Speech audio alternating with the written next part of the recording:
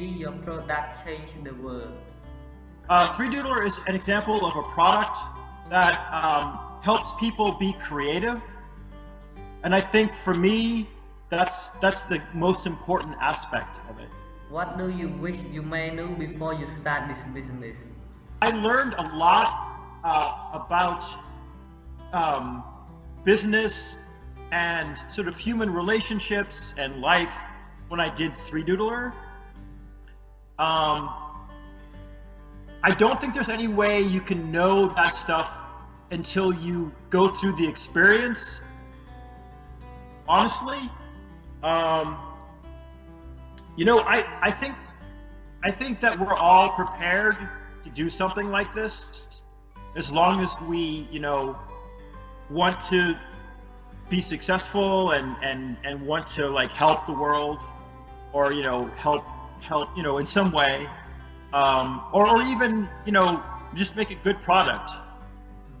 Everything doesn't have to be about you know helping the world or saving the world. It's okay to just have a good idea and try to create a business from it. That's fine, as long as you're basically excited about what you're doing and open. I would suggest be ready to compromise. So be ready to work with other people with different viewpoints very closely, and be ready to compromise. You won't always get everything your way. Also, as a developer of a product, I think it's very important to stay on top of whether your product has problems. In other words, you know, it's easy to just make something in a factory in China or wherever, and just assume that everything is perfect. Do you see what I mean? Your product could have problems, hidden problems, that the users will complain about. And you want to be aware of those as early as possible. So you want to test, you know, really be aware of what you're doing, get feedback. How do you make the customer remember your product? Yes, I would say that it's the experience. You want the customer to feel good about their experience. Or does it work well? But also, is it well designed? In other words, is it easy to use? Is it natural?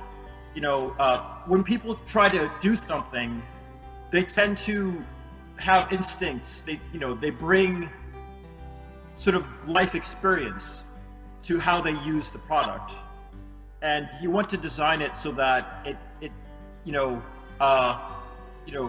doesn't clash, doesn't fight with the natural instincts of the person, which happens a lot. It happens all the time. So if you guys can avoid that, then you're going to do well. What do you see in your mind before you start this business? To tell you the truth, I didn't think we would be successful.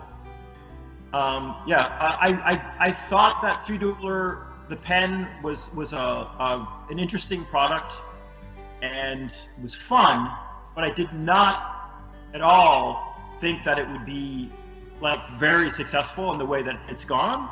That was a surprise to me, honestly. But again, you know, what I do is I just work on a project that I'm very passionate about. I just work on something that I love, and then I get it done, and then I work on the next thing and I get that done. The idea is, you know, it doesn't matter if it does well, in a sense. If you love what you're doing and you do your best, then the world just decides whether or not it's going to be a success or a failure in terms of business. But that doesn't matter. That doesn't say anything about you as a person, because you did your best. How many times you failed? Many times. I was working with my friend Max, who's one of the co-founders of my company, of 3Doodler. We must have tried, you know, 20 or 30 different ideas, and they all failed in terms of making money. And so 3Doodler was just the one that it finally took off and worked, basically. So we just kept trying and kept trying. What has been your biggest mistake? I think the biggest mistake, I'll be honest, was that I didn't personally spend enough time really being careful about the reliability of the pen, of the product. I think we shipped some pens that were not reliable enough, and I really regret that. I'm really more careful. What is your goal for the new version of your product? New version? Basically, less expensive, more reliable, easier to use, and more different filaments. The pen uses filaments of plastic, and there's many different varieties of those filaments. So I want to use more and more. We're using wood and metal and all sorts of new materials. So that's a new direction we want to go.